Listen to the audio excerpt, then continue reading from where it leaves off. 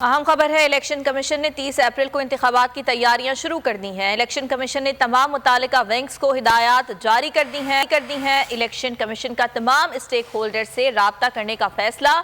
दाखिला, खजाना और दिफा के सेक्रेटरीज को खतूत लिखे जाएंगे। इंतखाबात के लिए 30 अरब रुपए के अखराजात आएंगे।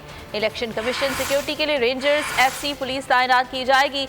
कमीशन का ये भी बताना है कि फौजी जवान क्विक रिस्पांस फोर्स की जिम्मेदारियां निभाएंगे। आपको आगाह कर रहे हैं, इलेक्शन कमीशन ने 30 अप्रैल को इंतखाबात की तैयारियां शुरू कर दी हैं। इलेक्शन कमीशन ने तमाम मुतालिका विंग्स को हिदायत जारी कर दी हैं, जबकि इलेक्शन कमीशन का तमाम स्टेक होल्डर से राब्ता करने का फैसला भी सामने आया है।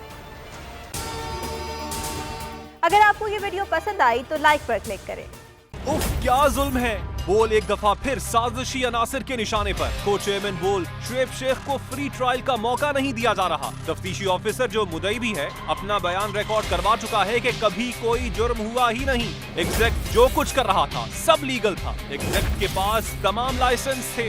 इस पर सितम जरीफी ये कि बरियत करने के बजाय केस दिनों नहीं घंटों के हिसाब से चलाया जा रहा है। फ्री ट्रायल की धज्जियां उड़ा दी गईं। आईन में मौजूद इनफरादी हुकूक को पामाल किया जा रहा है। मुतल्लिका जज के खिलाफ दरखास्त दायर कर दी गई है। बोल के खिलाफ इंतकामी कार्रवाइयां जोरों पर हैं। बोल का अदलिया की इज्जत के लिए खड़े रहने का अज़्म। बोल का अदलिया को सलाम।